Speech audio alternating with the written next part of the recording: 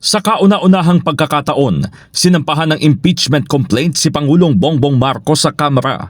Alas 8:45 ng umaga kanina, isang private citizen ang naghain ng impeachment case laban sa Pangulo na nagpakilalang si Attorney Andre De Jesus. Formal itong tinanggap ni House Secretary General Cheloy Garafil na nagsabing itatransmit ang reklamo kay Speaker Faustino Boji D. III alinsunod sa konstitusyon at sa rules ng House of Representatives. Tatlong grounds ng ang iginigiit ni De Jesus para ma-impeach si Marcos: graft and corruption, culpable violation of the Constitution at betrayal of public trust. Kabilang sa mga argumento ng complainant ay ang issue sa flood control scandal, ang umano'y iligal na pagkidnap kay dating Pangulong Rodrigo Duterte upang isuko sa ibang bansa at ang sinasabing pagiging lulong ni Pangulong Marcos sa ipinagbabawal na gamot. Ang reklamo ay inendorso ni House Deputy Minority Leader at Pusong Pinoy Party List Representative Jet Nisay. For allowing a citizen of our country to just be whisked away, kidnapped virtually, and brought to a foreign land without due process, despite fully functioning courts here in the country. Next, we are also holding the president accountable for flagrantly failing to veto unprogrammed appropriations, unprogrammed funds, despite being able to do so. In fact, what was mentioned by Kong Jet earlier, the president had every opportunity to veto.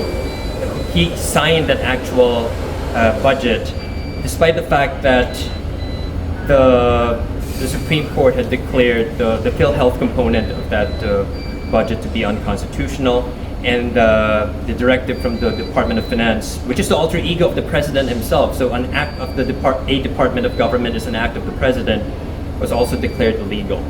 Next, we're also holding the president accountable for the current supposed investigations by government of graft and corrupt practices involving ghost projects, flood control projects, so on and so forth. Next, we're also putting to question the fitness of the president to still govern our country. Ipinunto ni Nisay na ang mga isyong binanggit ni De Jesus ay ang hinahanap ng taong bayan, kaya siya napapayag na i-endorso ang complaint. Nag-aralan namin ng halos ilang weeks at nakita namin na ito yung hinahanap ng ating mga kababayan, itong problema. Ito yung gustong pag-usapan ng taong bayan, hindi puro sa social media. Mula sa tanggapan ni Garafil, dadalhin ng verified impeachment complaint sa Office of the Speaker at doon ay mayroong 10 session days na ibibigay para i-refer sa plenaryo. Pagkatapos nito, 3 session days ang itatakda para i-refer sa Committee on Justice na siyang tutukoy kung ang reklamo ay sufficient in form at in substance. Pagtitiyak ni Justice Committee Chairperson Jervin Luistro, handa silang talakayin ang impeachment complaint at kayang pagsabayin kahit na isa o dalawa pa ang makarating sa kanila laban sa iba't ibang personalidad. As soon as it is included in the order of business, and soon enough will be referred in the Justice Committee, rest assured that the Justice Committee is ready to receive the impeachment complaint.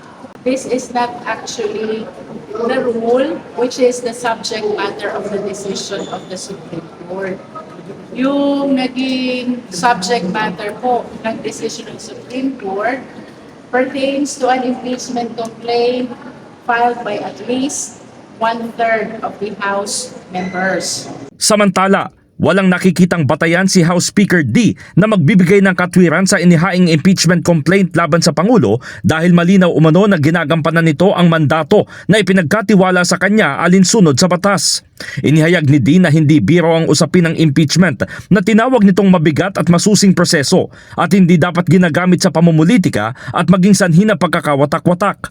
Sa kabila nito, tatanggapin at susuriin umano ng Kamara ang reklamo bilang responsibilidad, ngunit isasagawa ng may lubos na pag-iingat at paggalang sa saligang batas. Binigyang diin pa ni Speaker na sa muling pagbubukas ng sesyon sa January 26, nakatutok ang Kamara sa pagpasa ng mga makabuluhang batas na mag-aangat sa buhay ng mga Pilipino.